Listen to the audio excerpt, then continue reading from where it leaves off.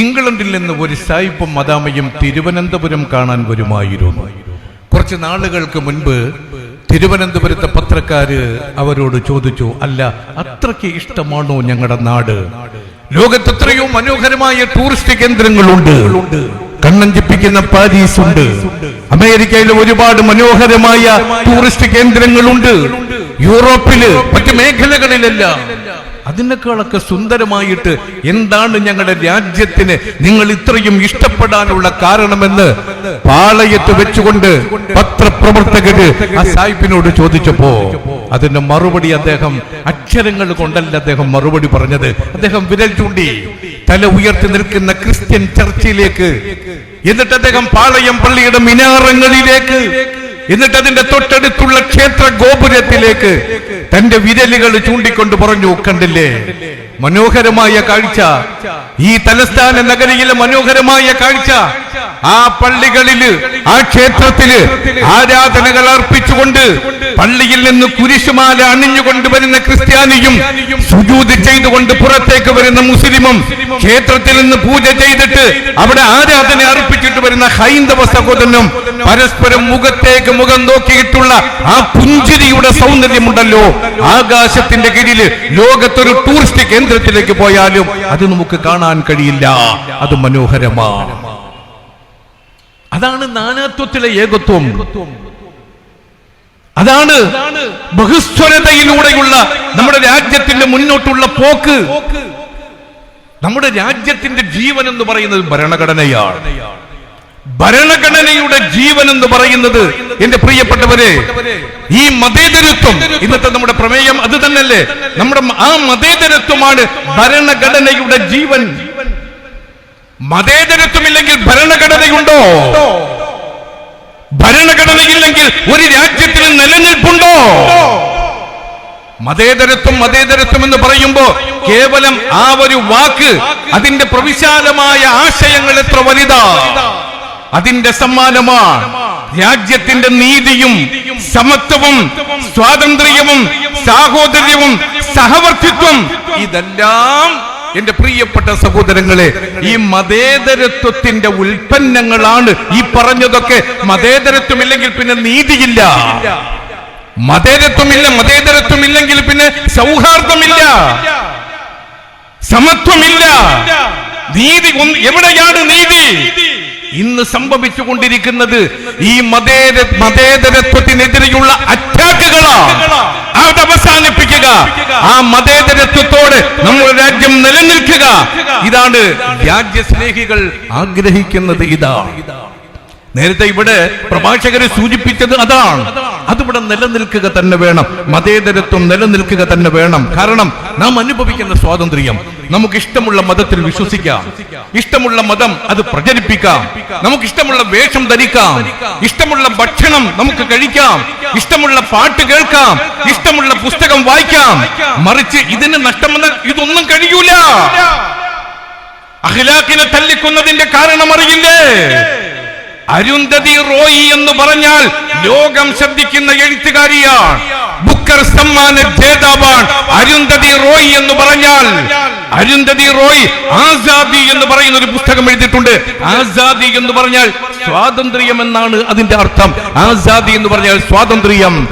ആ പുസ്തകം കാശ്മീരിൽ നിരോധിക്കപ്പെട്ടിട്ടുണ്ട്. ഏതെങ്കിലും ഒരു ചെറുപ്പക്കാരന്റെ കയ്യിൽ അരുന്ധതി റോയിയുടെ പുസ്തകമായ ആസാദി എന്ന പുസ്തകം കണ്ടാൽ അവനെ തുറുങ്കിൽ അടയ്ക്കുകയാണ്. എന്റെ പ്രിയപ്പെട്ടവരെ, അവന് ഇഷ്ടപ്പെട്ടത് വായിക്കാൻ അവന് സാധ്യമല്ല, അവന് കഴിയൂല. അത് ഓരോന്നിന്റെ ചിറകരിഞ്ഞുകൊണ്ടിരിക്കുകയാണ്. സ്വാതന്ത്ര്യം മുറിച്ചു മാറ്റിക്കൊണ്ടിരിക്കുകയാണ്. നീതി തകർന്നുകൊണ്ടിരിക്കുകയാണ്. പാകിസ്ഥാനെതിരെ അതിശക്തമായിട്ട് പോരാടിയ ഒരു പെൺപുലിയുണ്ടല്ലോ, ഒരു പെൺപുലി, അത് പുലി തന്നെയാണ്.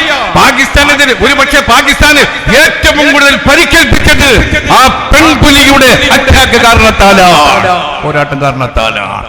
ആ പെൺപുലി മുസ്ലിമായി പോയതിന്റെ പേരിൽ അവർക്കെതിരെ ഒരിക്കലും പറയാൻ പാടില്ലാത്ത വാചകങ്ങൾ വെച്ച് ആക്ഷേപിക്കുകയും പരിഹസിക്കുകയും ചെയ്ത ആള് എവിടെ നീതി? ആ ആൾ ഇത് ഇന്ത്യ രാജ്യത്തിലെ ഒരു സ്റ്റേറ്റിന്റെ മന്ത്രിയാണ്. എവിടെ നീതി? ഞാൻ ദീർഘിപ്പിക്കുന്നില്ല.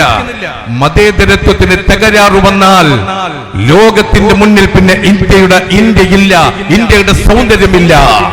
കാലാകാലങ്ങളിലായിട്ട് ലോകം മുഴുവനും വാഴ്ത്തുകയും പുകഴ്ത്തുകയും ചെയ്യുന്ന ലോകത്തെ ഏറ്റവും മതേതര ജനാധിപത്യ രാജ്യമായ ഈ ഭാരതത്തിന്റെ സൗന്ദര്യമുണ്ടല്ലോ, മതേതരത്വവും ബഹുസ്വരതയും ജനാധിപത്യവും അതിനൊക്കെ കളങ്കമേറ്റ് കഴിഞ്ഞാൽ അതിന്റെ ഗ്രാഫ് താഴ്ന്നുകൊണ്ടേയിരിക്കും. അതുകൊണ്ട് എന്റെ പ്രിയപ്പെട്ട സഹോദരങ്ങളെ, നമുക്ക് രാജ്യത്തിന്റെ സ്നേഹം അത് നമ്മുടെ ഉള്ളിന്റെ ഉള്ളില്, നമ്മുടെ രക്തത്തോട്, നമ്മുടെ ഹൃദയത്തോട്, നമ്മുടെ കുടുംബത്തോട്, പിറന്നു വീഴുന്ന പൊന്നു മക്കൾക്ക് കൊടുക്കുന്ന മുലപ്പാലിനോട് ചേർത്തിട്ട് നമ്മൾ കൊടുക്കണം.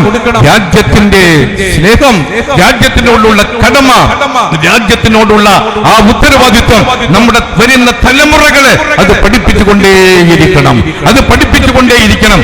നമ്മുടെ മുൻഗാമികൾ നമുക്ക് കാണിച്ചു തന്ന പാത അതാ, മുൻഗാമികൾ വെട്ടിത്തെളിച്ചു വന്ന പാത അതാ.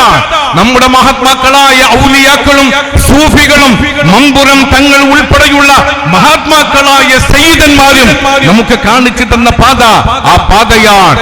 രാജ്യത്തിന്റെ ശത്രുക്കൾക്കെതിരെ പോരാടാൻ മൗലാന മുഹമ്മദ് അലിയും ഷൗക്കത്ത് അലിയും അബുൽ കലാം ആസാദും ആലി മുസ്ലിയാരും ടിപ്പു സുൽത്താനും കുഞ്ഞാലി മലക്കാറും വെടിയങ്കോട് ഉമർ ഖാദി ഉൾപ്പെടെയുള്ള നീണ്ട നിര പറഞ്ഞാൽ തീരുമോ എന്റെ പ്രിയപ്പെട്ടവരെ?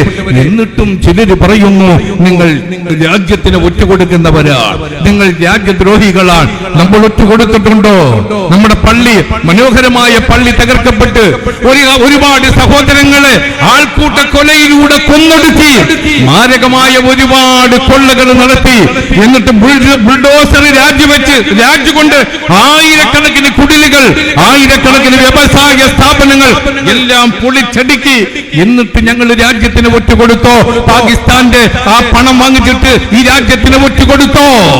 അങ്ങനെയുള്ള ഏതെങ്കിലും ഈ രാജ്യത്തിന്റെ രഹസ്യങ്ങളെ ഒറ്റുകൊടുത്ത ഒരാളിനെയും മുസ്ലിം പെണ്ണ് ഗർഭത്തിൽ ധരിച്ചിട്ടില്ല. പക്ഷെ ഒരുപാട് രാജ്യത്തിന് ഒറ്റുകൊടുത്ത ഒറ്റുകാരുടെ പേരുകൾ നമ്മുടെ മുന്നിലുണ്ട്. അവിടെയൊന്നും നമ്മുടെ ആളുകളെ കാണാനും കഴിയൂല. അപ്പൊ യാഥാർത്ഥ്യം ഒരു പറയുന്ന പോലല്ല. നമുക്കെതിരെ ഇനി പാകിസ്ഥാനല്ല, മക്കയും മദീനയും ഉൾക്കൊള്ളുന്ന സാക്ഷാൽ സൗദി അറേബ്യ ഇന്ത്യ രാജ്യത്തിന് എതിരായിട്ട് വന്നാൽ, രാജ്യത്തിനെ തകർക്കാനുള്ള ആ കോപ്പ് കൂട്ടിയിട്ട് രംഗത്ത് വന്നാൽ സംശയമില്ല അവിടെ മക്കയുണ്ട് മദീനയുണ്ടെന്ന് പറഞ്ഞ് സൗദി അറേബ്യയുടെ പക്ഷം ചേരാൻ ഇന്ത്യ രാജ്യത്തിലെ മുസ്ലിമുകൾ ഒരിക്കലും തയ്യാറായിട്ടില്ല, തയ്യാറാകുകയുമില്ല. അതല്ലേ ഇത് വെറുതെ വിടുവായിത്വം പറയല്ല. മുമ്പ് നടന്നല്ലോ യുദ്ധം, ഇന്ത്യയും പാകിസ്ഥാനുമായിട്ടുള്ള നടന്ന യുദ്ധം ഘോരമായ പോരാട്ടമാണ്, അതിശക്തമായ യുദ്ധമാണ്. ആ യുദ്ധത്തില് ഇന്ത്യ രാജ്യത്തിന്റെ പട്ടാളത്തിന്റെ ഹവിൽദാർ അബ്ദുൽ ഹമീദ് പാകിസ്ഥാന്റെ 3 ടാങ്കുകൾ നശിപ്പിച്ച് 4ാമത്തെ ടാങ്ക് നശിപ്പിക്കാൻ എന്റെ പ്രിയപ്പെട്ടവരെ അതിന് തയ്യാറാകുമ്പോൾ പാകിസ്ഥാന്റെ തീതുപ്പുന്ന വെടിയുണ്ടകൾ ഒരു പരക്കം പാഞ്ഞുകൊണ്ട് അബ്ദുൽ ഹമീദിന്റെ നെഞ്ചകത്തില് ദ്വാരം വീട്ടിക്കൊണ്ട് പാഞ്ഞു പോയപ്പോൾ അവിടെ മറിഞ്ഞു വീണ് ഇടപിടയ്ക്കുന്ന അബ്ദുൽ ഹമീദ്, ഇന്ത്യൻ പട്ടാളത്തിന്റെ ഹവിൽദാറായ അബ്ദുൽ ഹമീദ് അവിടെ പിടഞ്ഞുകൊണ്ടിരിക്കുമ്പോൾ പട്ടാളക്കാർ ഓടി വന്നു അദ്ദേഹത്തിന് താങ്ങിയെടുത്ത് രക്ഷപ്പെടുത്താൻ, സൈനികാശുപത്രിയിലേക്ക് കൊണ്ടുപോകാൻ താങ്ങിയെടുക്കാൻ ഓടി വന്നപ്പോ അബ്ദുൽ ഹമീദിന്റെ ചുണ്ടുകളിൽ ചലിച്ച വർത്തമാനം എന്തായിരുന്നു? ചരിത്രത്തിൽ വ്യക്തമായിട്ട് രേഖപ്പെടുത്തിയിട്ടുണ്ട്. Indian army march ahead, Indian army march ahead, Indian army march ahead. Indian പട്ടാളക്കാര് നാം മുന്നോട്ട് ഗമിക്കുക. എന്നെ നിങ്ങൾ നോക്കണ്ട, ഇവിടെ ഞാനൊരു വിഷയമല്ല. മുന്നോട്ട് കുതിച്ചുകൊണ്ട് പാകിസ്ഥാന്റെ പട്ടാളത്തിന് പരാജയത്തിന്റെ പട്ടുകുഴിയിലേക്ക് വലിച്ചെറിഞ്ഞുകൊണ്ട് ഇന്ത്യ രാജ്യത്തിന്റെ ത്രിവർണ്ണ പതാക വാനിലേക്ക് പറത്താൻ നിങ്ങൾ തയ്യാറാകുക, എന്നെ നിങ്ങൾ വിട്ടേക്കുക എന്ന് പറഞ്ഞതും അബ്ദുൽ ഹമീദ. അത് പാകിസ്ഥാനല്ലേ? നേരത്തെ ജി സുധാകർ സാർ പറഞ്ഞ കണക്ക് ഭൂരിപക്ഷം മുസ്ലിം രാജ്യമല്ലേ, അവര് ജയിക്കട്ടെ, ഇവിടെ നമ്മൾ ന്യൂനപക്ഷമല്ലേ, പാകിസ്ഥാൻ ജയിക്കട്ടെ എന്ന് കരുതിയിട്ടില്ല, കരുതാൻ കഴിയുകയുമില്ല. കാരണം ഈ സിരകളിലൂടെ ഓടുന്ന ചോരയില് ദേശസ്നേഹത്തിന്റെ വിത്ത് പാകിയിട്ടത് 14 നൂറ്റാണ്ടുകൾക്ക് മുൻപ് ലോകത്തിന്റെ നായകനായ നബി മുഹമ്മദ് മുസ്തഫ സല്ലല്ലാഹു അലൈഹി വസല്ലമ തങ്ങളാണ്.